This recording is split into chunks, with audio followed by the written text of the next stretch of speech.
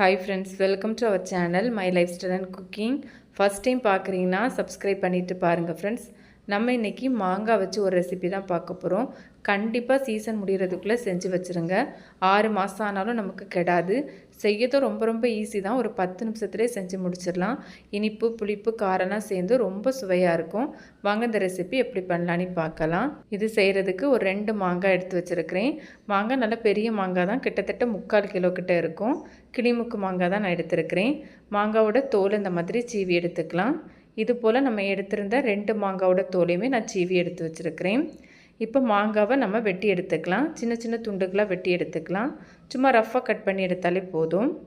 இப்போ நம்ம எடுத்திருந்த 2 மாங்காவுமே நான் வெட்டி எடுத்து வச்சுருக்கிறேன். இப்போ நம்ம எடுத்துருக்கிற மாங்காவை மிக்சி ஜாருக்கு மாற்றி எடுத்துக்கலாம். நான் இங்கே 2 பேட்சாக தான் அரைச்சி எடுக்க போகிறேன். ஃபஸ்ட்டு பேட்சில் மாங்காய் சேர்த்துக்கலாம். இது கூடவே வேறு எதுவுமே சேர்க்க வேண்டாம், தண்ணி கூட சேர்க்க வேண்டாம். சேர்க்காமல் இதை நல்லா பேஸ்ட்டாக அரைச்சி எடுக்கணும். நம்ம அரைக்கும் போதே இதுலேருந்து நல்லா தண்ணி விட்டு வரும் மாங்காயிலேருந்து. இது போல் நல்லா பேஸ்ட்டாக அரைச்சி எடுத்துக்கோங்க. அரைச்ச விழுதை ஒரு பேனுக்கு மாற்றி எடுத்துக்கலாம். நீங்கள் எதில் செஞ்சு எடுக்கிறீங்களோ அதிலே நீங்கள் சேர்த்துக்கோங்க. இது போலவே நம்ம 2 பேட்சும் அரைச்சி எடுத்துக்கலாம்.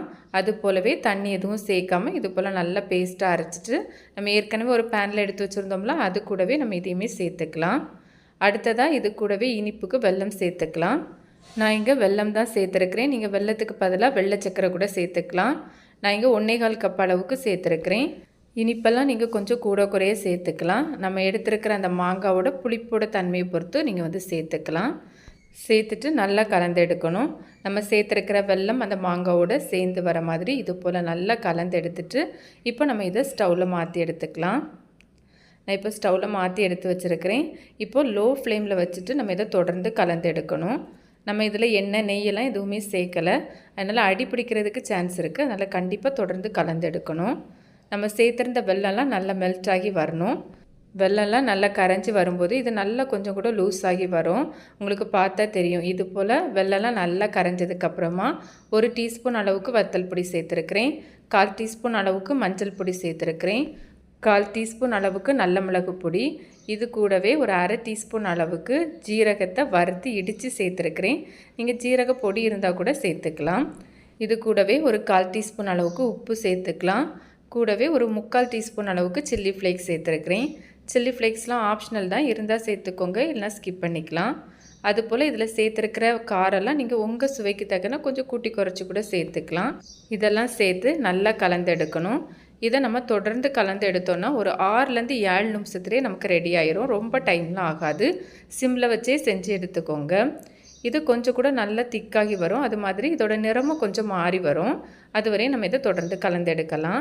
நம்ம சேனல்லே மாங்காயில் பண்ண நிறைய ரெசிபிஸ் இருக்குது. அதோட லிங்க் எண்டு ஸ்க்ரீன் ஐகார்ட்லலாம் கொடுத்துருக்குறேன். ஃப்ரீ டைமில் சேனலையும் விசிட் பண்ணி பாருங்கள். கண்டிப்பாக உங்களுக்கு யூஸ்ஃபுல்லாக இருக்கும். இப்போ உங்களுக்கு பார்த்தா தெரியும், நல்லா திக்காகி வந்திருக்கு. அந்த ஓரங்களுமே நல்லா விட்டு வந்திருக்கு. நல்லா நிறமுமே மாறி வந்திருக்கு. இது போல் ரெடியாகி வந்தால் போதும். இது ஆறுனதுக்கப்புறமா கொஞ்சம் கூட நல்லா திக்காகி வரும். இது போல் ரெடியாகி வந்ததுமே நம்ம இப்போ ஸ்டவ் ஆஃப் பண்ணிடலாம். இதை நீங்கள் வெளியே வச்சு 1 வருஷம் பயன்படுத்தணும்னு நினச்சிங்கன்னா இந்த டைமில் நீங்கள் இது கூடவே ஒரு 1/4 கப் அளவுக்கு வினிகர் சேர்த்துக்கலாம். சேர்த்து நல்லா கலந்து எடுத்துகிட்டு ஸ்டவ் ஆஃப் பண்ணிடலாம். நான் இன்றைக்கி எந்த ப்ரிசர்வேட்டிவ்ஸ் எதுவுமே சேர்க்கலை.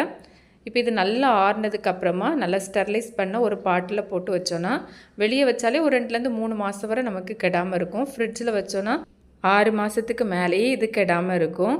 நம்ம எடுக்கும்போது அந்த எடுக்கிற ஸ்பூனில் கூட ஈரம் எதுவும் இல்லாமல் இருக்கணும். அது மாதிரி கையை வச்சும் எடுக்கக்கூடாது. இந்த மாதிரிலாம் நம்ம வச்சுருந்தோன்னா ரொம்ப நாள் வரை கெடாமல் இருக்கும். இது இட்லி, தோசை, பூரி, சப்பாத்திக்கெலாம் ரொம்ப சூப்பராக இருக்கும்.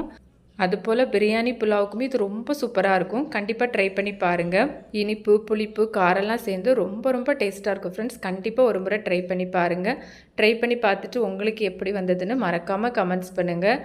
ரெசிபி வீடியோ பிடிச்சிருந்தால் லைக்கோட ஹைப்பும் பண்ணிவிட்டு சப்ஸ்கிரைப் ஷேரும் பண்ணுங்கள் ஃப்ரெண்ட்ஸ். தேங்க்ஸ் ஃபார் வாட்சிங். பை.